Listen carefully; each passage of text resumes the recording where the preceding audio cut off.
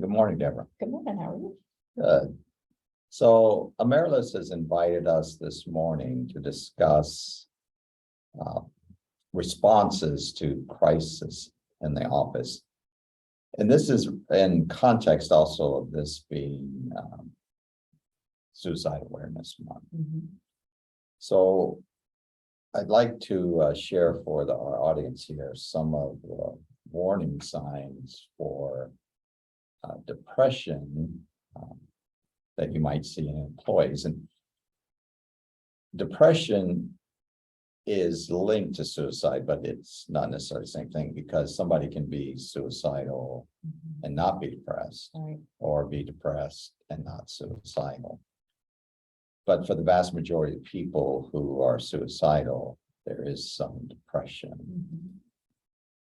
So one of the things that's important in the workplace is that we are checking on one another. Okay.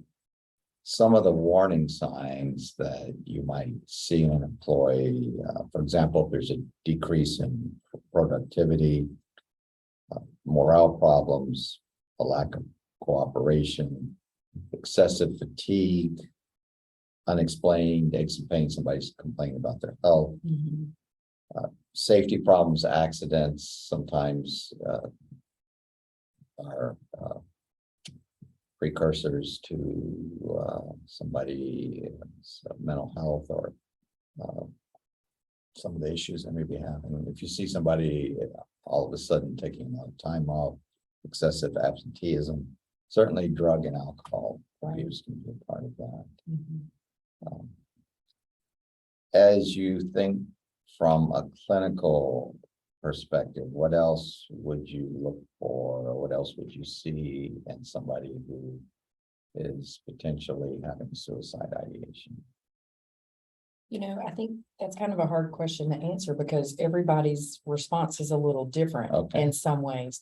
It could be, even though they may be depressed, they could be very irritable and more agitated and things like that. So it's knowing what's different about this person than what their normal behavior or appearance is.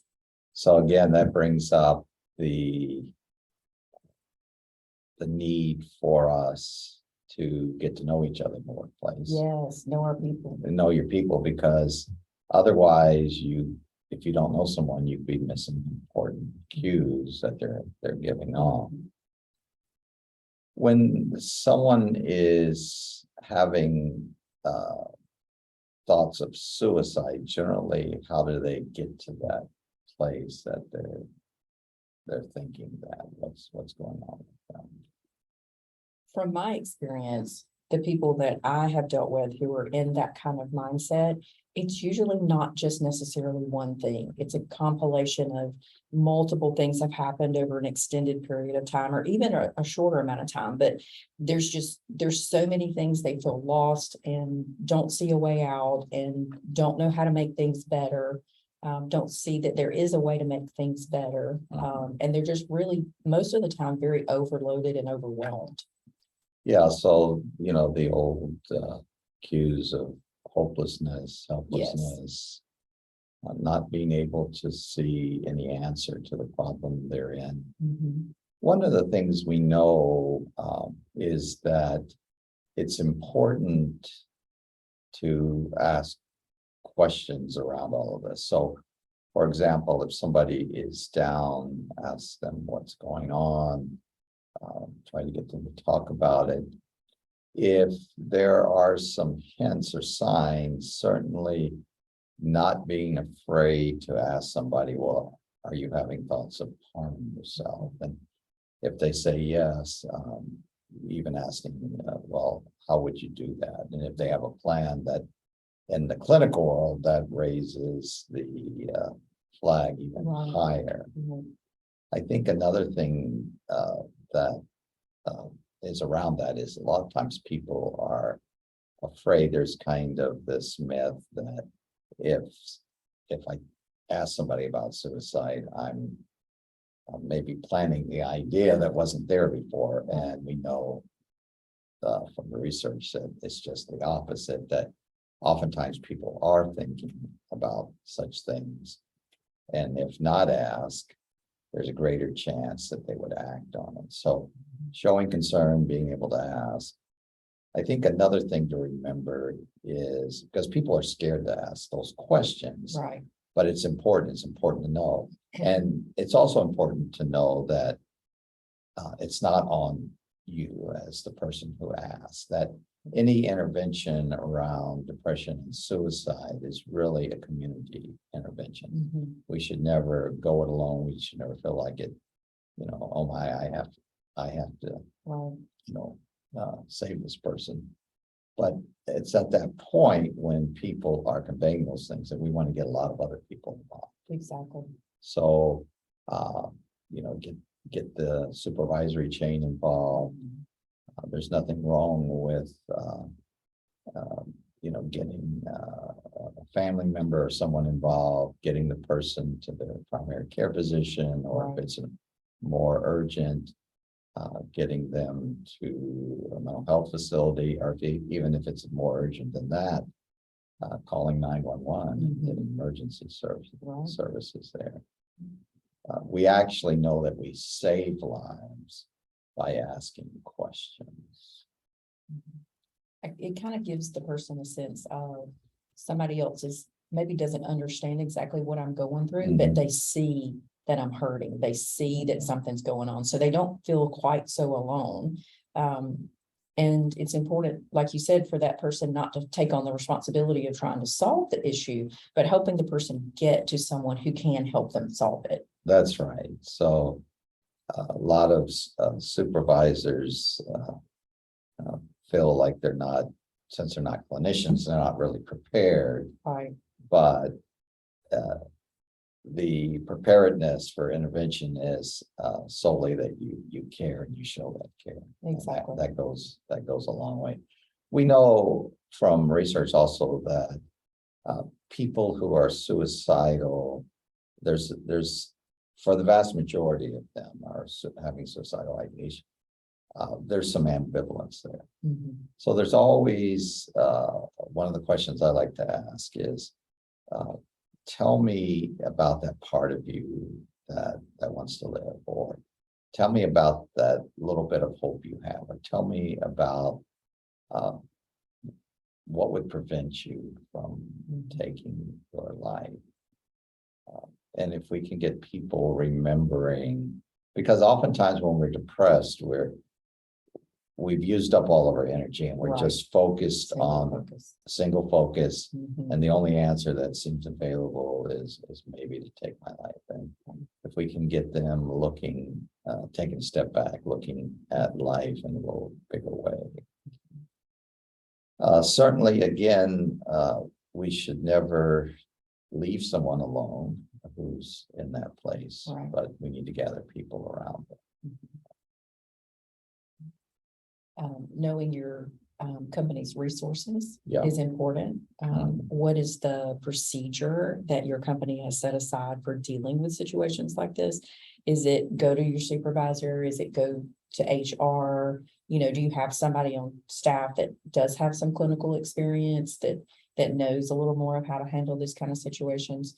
If none of that is available or around, definitely call 911, like you said, or take them to the nearest emergency room for them to have an assessment done.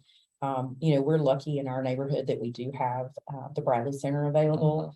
They have a walk-in entrance. You can go in there and bring the person in and tell them that, they need an assessment to make a determination about things. And then you've gotten them to a resource who can provide the care that they might potentially need. Yeah. Well, you're a supervisor here at work, not just a clinical supervisor, Right. but you supervise people. If somebody was down and depressed, is it a good idea just to give them time off? Probably not, Probably not. because Yeah. when we're depressed, we like to isolate, we like to be by ourselves. And when you're alone, we typically get in our heads and we think a lot. That's right. And if you don't see any other options, Mhm. you just it just rolls around in your head. You're thinking about it a lot. So there's not ways to kind of help you think differently or provide different options or ways of hope and things like that. So I would suggest you not Right. leave them alone, not be by themselves. Somebody's with them for a while until this gets better. And that doesn't have to be you as the person that they're Right. talking to, but some professional assessment, that kind of thing. Professional assessment, get people care around that person. Yes, Family members, yes. Get church them to their community, medical whatever. doctor, Yeah, or whatever that is. gather as many resources as you can. Yes, Around yes. that person at that time. And, again, looking at what we know and again, going back to research is that the vast majority of people who have suicidal ideation, we know that if we can gather around, support them Mhm. during that period, whether that's a week, 2 weeks, 3 weeks, whatever, that they'll get through that Mhm. and not necessarily ever go back to that. Although some people, because of depression and other things, may entertain that again in their lives, but we can affect the outcome just by gathering resources. And Exactly. that's so important. We're talking mainly here about employees, but most employees have families, and Mhm. your background, certainly you've worked with a lot of children. What would you want supervisors to know about maybe an employee expresses they're concerned about their child having depression or suicidal ideation as what would be something good for a supervisor to say to an employee who's anxious about that? I would recommend that at a minimum, they get the child some kind of professional assessment to determine what's going on. Is it, situational? There's some, maybe bullying or stress or things like that going on. Or is there some depression or anxiety that might need to be addressed through therapy or medication or whatever? But I think supporting the employee who's having that child who's struggling Yeah. is also important, because things that affect us affect our family, affect our workplace, Mhm. affect everybody around us. So you're not alone, but you feel alone. I'm the only one dealing with, everybody else's children are doing fine, and mine's the one over here Mhm. talking about, wanting to hurt themselves in some way.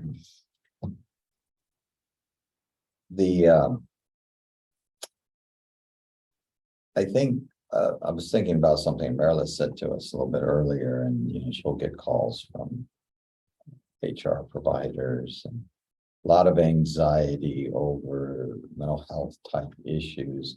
But again, we're not expecting, I think most employers don't expect their HR professionals to be counselors. Exactly. That's not what we're asking them to do. Right. But certainly, because of who they are, they're going to deal with lots and lots of people issues. And this month, our country takes time to say, you got to think about the mental health issues. Right.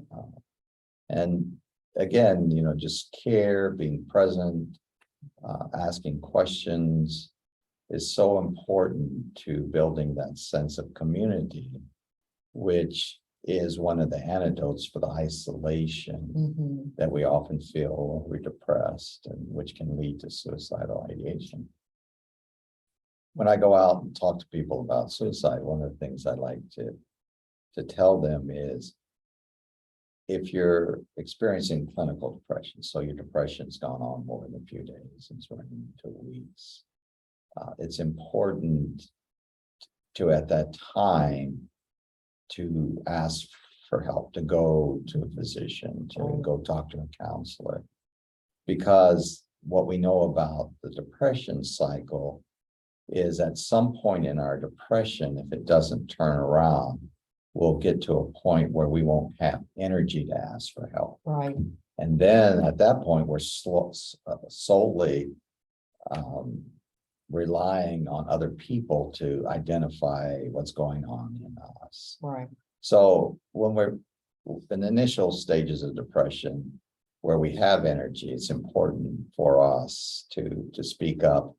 I know there's always a stigma around mental health, a stigma about saying you need help, but in our profession and the work we do here at the Pastoral Institute, we actually know that just the opposite is true, that people who get help and with depression, the proven course is both medication and counseling Yes. has the greatest outcome. Mhm. But when people do that, they actually are showing strength and they get stronger. And Exactly.